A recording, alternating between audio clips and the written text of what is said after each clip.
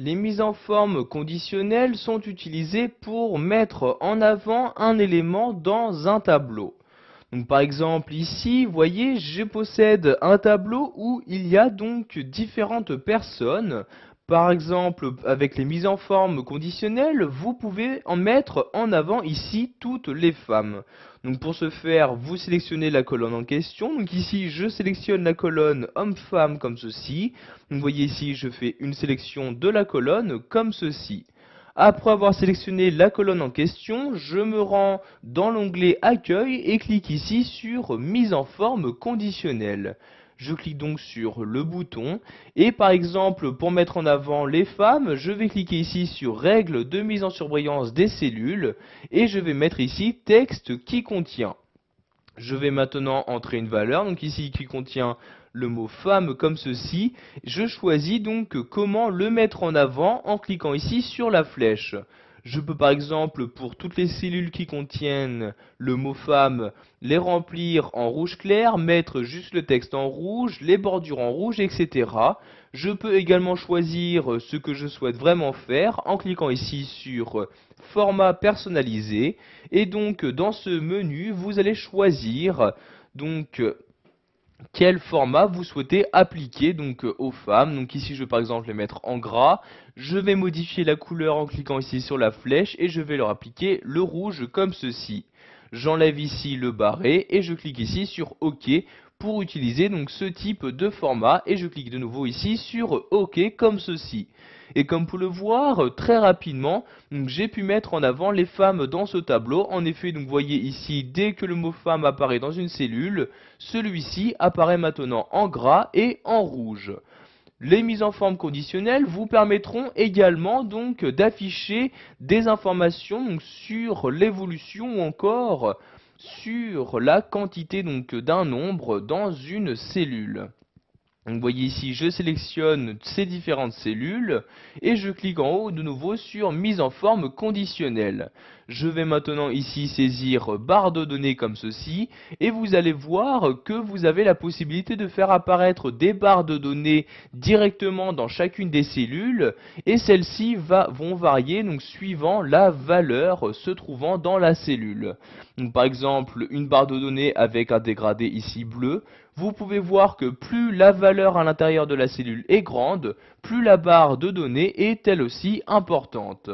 Ceci marche également pour les nuances de couleurs. Donc vous voyez nuances de couleurs, vous avez ici les différentes nuances. Donc par exemple ici celle-ci, vous voyez que ici plus la valeur dans une cellule est élevée, plus la couleur se rapproche du rouge. Et vous pouvez également de cette même manière ajouter des icônes dans les cellules, donc icônes qui réagiront également suivant la valeur des nombres qui apparaissent dans vos cellules. Je vais par exemple ici insérer une barre de données donc avec un dégradé vert comme ceci. Je clique donc ici sur le type de dégradé et vous avez donc ici donc les barres de données qui apparaissent donc dans chacune de vos cellules. Pour pouvoir utiliser plus rapidement ces mises en forme conditionnelles, sachez qu'il est possible d'y ajouter différentes règles afin que ces mises en forme soient utilisées automatiquement. Donc pour ajouter une nouvelle règle, je retourne ici sur mise en forme conditionnelle et je vais donc en bas de ce menu cliquer ici sur nouvelle règle. Vous avez maintenant cette fenêtre-ci qui s'ouvre où vous allez pouvoir choisir donc, quel type de règle utiliser. Donc, vous voyez soit mettre en forme toutes les cellules d'après leur valeur, appliquer une mise en forme uniquement aux cellules qui contiennent une certaine valeur. Donc par exemple ici je vais utiliser cette règle-ci. Donc par exemple ici je choisis la valeur donc, en cliquant sur la flèche, donc soit un texte spécifique, une date, soit pour les cellules vides, pour les cellules contenant des erreurs, etc. Donc je vais par exemple mettre ici pour toutes les cellules vides et je vais leur appliquer donc une mise en forme spécifique en cliquant ici sur format comme ceci. Je vais par exemple choisir de les remplir de certaines couleurs en cliquant ici remplissage. Je vais par exemple les remplir avec ce vers-ci comme ceci. Je clique ensuite sur OK puis sur OK, donc pour créer cette nouvelle règle. Si vous souhaitez maintenant gérer et apercevoir toutes les règles que vous avez déjà créées, vous retournez en haut ici sur mise en forme conditionnelle et vous allez tout en bas ici sur gérer les règles. Vous aurez donc maintenant les règles, donc toutes les règles qui vont s'afficher. Donc vous voyez, pour l'instant cette règle s'applique juste à cette case-ci.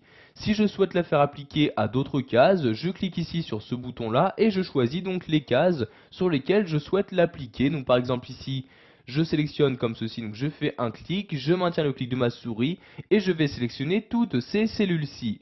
Je lâche ensuite le clic de ma souris et je clique sur ce bouton là pour valider ma sélection et je clique ici sur OK, donc pour valider mes changements. Et comme vous pouvez le voir par exemple ici, dans ma sélection se trouvaient des cellules vides comme celle-ci et comme vous pouvez le voir, ces cellules vides apparaissent maintenant en vert.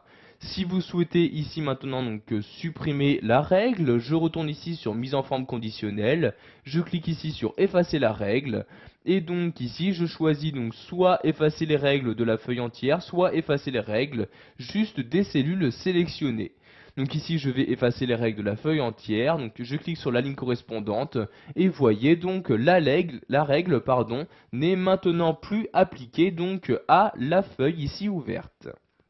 Voilà, vous savez maintenant comment utiliser les mises en forme conditionnelles sous Excel 2010, que ce soit pour mettre en avant un élément ou pour